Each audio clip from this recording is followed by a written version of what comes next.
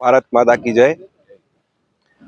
આજે અમે કોજાચોરા ફાટક પાસે કોજાચોરા વાંડ દરસડી મમઈમોરા ને જોડતો રસ્તા પર અમે ઊભા છીએ હમણાં। ત્યારે મારે ખાસ કહેવાનું છે કે આ રસ્તો 2017ની અંદર પ્રથમ બનેલો છે। એક પરિવારની અંદર એક પિતાના 2-3 દીકરાઓ હોય તો એમ કહી શકીએ કે કંઈક એક કમાઉ દીકરો હોય।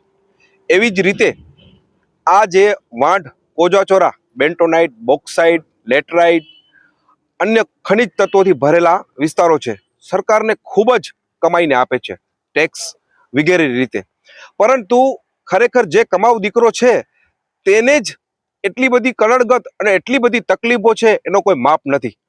આ રસ્તો એટલો બધો ખરાબ થઈ ગયો છે કે 2016 પછી ગ્રામજનો આ બાબતે ખૂબ જ રજૂઆતો કરી અને થાકી ગયા છે।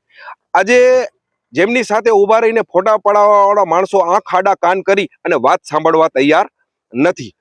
આજે આ રસ્તા ઉપરથી સવારથી સાંજ સુધી લગભગ 300 થી 400 વાહનો પસાર થાય છે।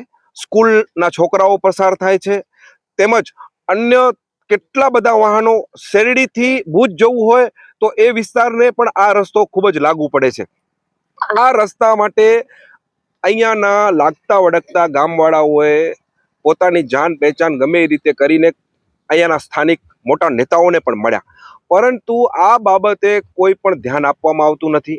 ખરેખર આજે અમે અહીંયાથી કહેવા માંગીએ છીએ કે ભાઈ આ રસ્તાનું કામ 1 થી 2 મહિનાની અંદર ચાલુ કરવામાં નહીં આવે તો એના માટે અમે ખૂબ જ મોટા પાયે લડાઈ કરશું। અને આ જગ્યાએથી હું યુવાન તથા ગ્રામજનોને હું એક આહવાન કરવા માંગુ છું કે હવે જાગૃત બનો, જાણકાર બનો।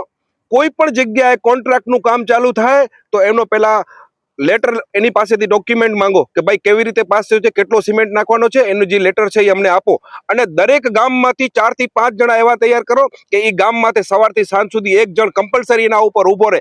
આપણા જ પૈસા, આપણું જ કામ, આપણને જ મુશ્કેલી। તમે વિચાર કરો આ સહન ક્યાં સુધી આપણે કરવાનું છે? ખરેખર આ ગામ લોકોને આપણે આ બાબતે પૂછશું તો એની વેદનાઓ એ લોકો કહેશે।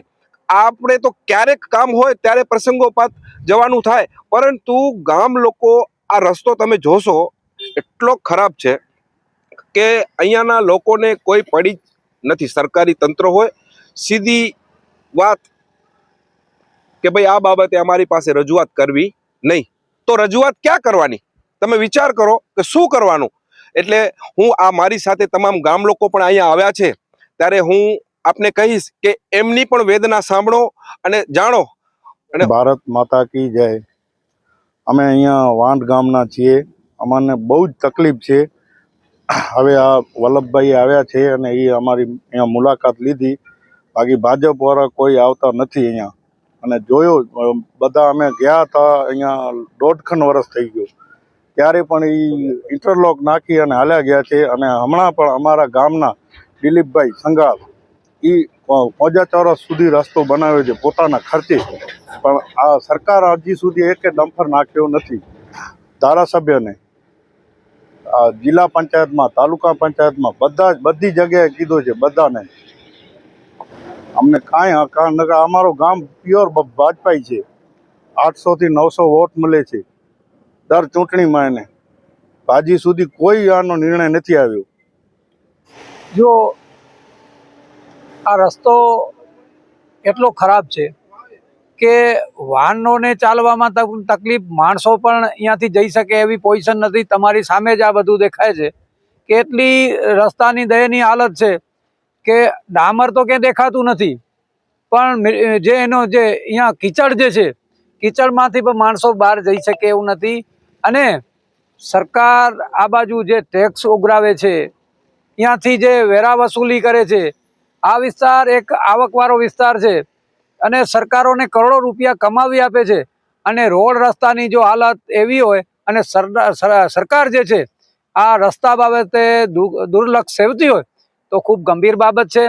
અત્યારે આ કોઈ ચૂંટણીનો કે એ પ્રકારનો માહોલ નથી, પણ એક આગેવાન તરીકે અત્યારે આવી પોઝિશન હોય, જો ગામજનો અમારા કને રજૂઆત કરતા હોય તો અમારે અહીંયા આવવું પડે, સરકારને પણ રજૂઆત કરવી પડે।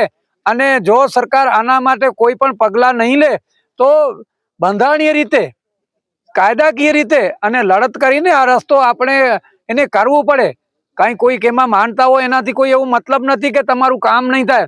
કામ અને આ રસ્તો એને કરવો પડે અને એના માટે પ્રજાને પણ જાગૃત રહેવું પડે. અને પ્રજા જો ખુલ્લીની રીતે આમાં અમારી સાથે આવે તો રસ્તો શું બધું થઈ શકે છે. બાકી જે અહીંયાના જે સત્તાધીશો છે અરે એક પુલિયાના 2-4 વખત ઉદ્ઘાટન કરે. ઉદ્ઘાટન એટલા શોખીન છે, અરે ગાંડા બાવળો કાઢે એનું પણ ઉદ્ઘાટન કરે છે. પણ જરૂરી છે, આ રસ્તાની જરૂર છે. જે આમાં અહીંયાથી જો ભાજપ વાળા જશે, કોંગ્રેસ વાળા જશે, કોઈ પણ વ્યક્તિ જશે, પણ રોડ રસ્તા આ જરૂરી છે. એ પ્રાથમિક જરૂરિયાતો છે. કોઈ બીમાર માણસ છે એમાંથી નીકળી શકે એવી કોઈ પોઝિશન નથી.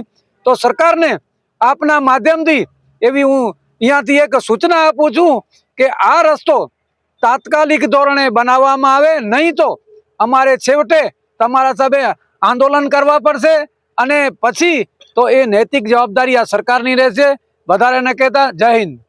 ભાઈ રસ્તો એનો થી 8 મહિના પહેલા જો ઉદઘાટન થયું હોય એમાં આવો એવો છે, તેની જે તાત્કાલિક રસ્તો ચાલુ થયો આજ દિવસ સુધી રસ્તે મેં થયો નહીં.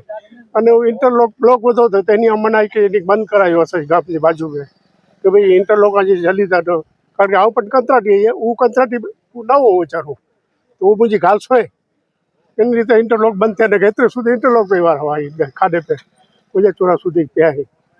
બાકી તો એ રસ્તે में खुला दुर्लभ थी तो खुला नतो थी ई असांखे माहिती न आहे थी असां त निकिरी नथो सघे अची वारे એટલે આવું આવ્યો છે ને મોટરસાઇકલ સાથે ફોર વ્હીલ મૂકે છે નથી તો મૂકે તો બહુ તકલીફ થઈ પાછું બીમાર પાડું. હવે એ રસ્તો તાત્કાલિક દોર से ચાલુ થી અને થઈ હોય નેડિયા से અપેક્ષા રાખો था. જય હિન્દ, જય ભારત.